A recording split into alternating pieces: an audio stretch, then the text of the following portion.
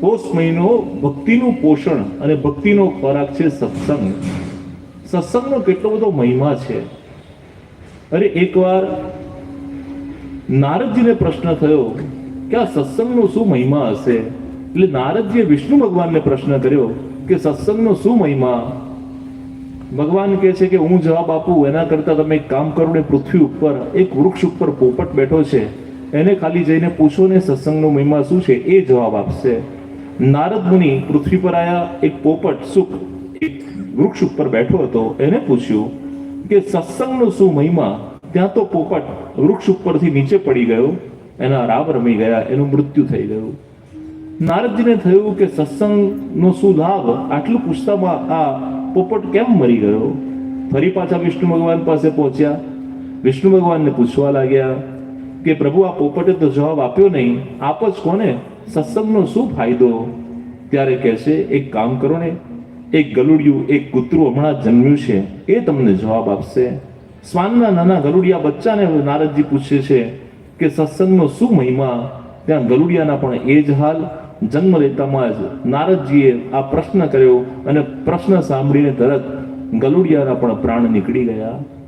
ફરી પાછા પ્રભુ પાસે ગોલોકધામમાં પહોંચ્યા કે સત્સંગનો શું મહિમા.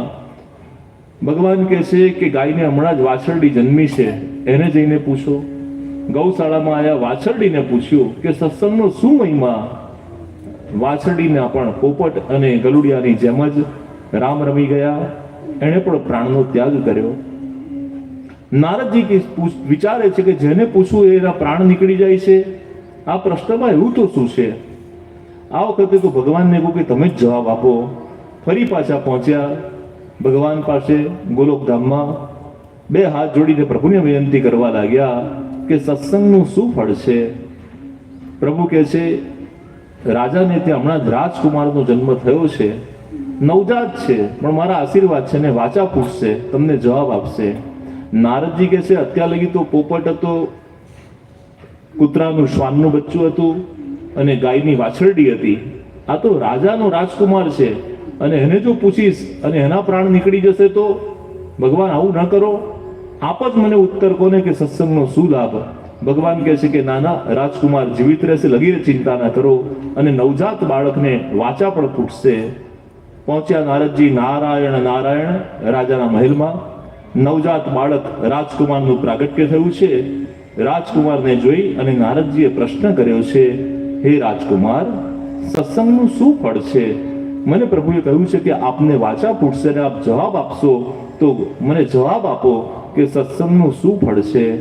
ત્યારે આ નવજાત શિશુને વાચા ફૂટે છે અને જવાબ આપતા કહે છે કે સૌથી પહેલા હું પોપટની યોનિમાં પક્ષી રૂપે જન્મ લીધો અને તમારો સત્સંગ થયો અને તમારો સંગ મળતામાં મને શ્વાન યોનિ પ્રાપ્ત થઈ. શ્વાનની યોનિમાં પણ તમારા દર્શન, તમારો સત્સંગ થયો, મને ગાયની યોનિ પ્રાપ્ત થઈ અને એ યોનિમાં પણ તમારા દર્શન થયા. ત્યારે મને મનુષ્યનો જન્મ આ રાજાને ત્યાં રાજકુમાર તરીકે થયો. સત્સંગનું ફળ છે. જીવાત્મા કોઈ પણ યોનિમાં હોય એ યોનિમાંથી મનુષ્ય ઉત્તમ યોનિમાં જન્મ લે અને મનુષ્ય યોનિની અંદર ભક્તિ દ્વારા એ પરમ તત્વને પ્રાપ્ત કરી શકે. તો સત્સંગનું ફળ એ ભગવાનની પ્રાપ્તિ છે, એ ભક્તિની પ્રાપ્તિ છે.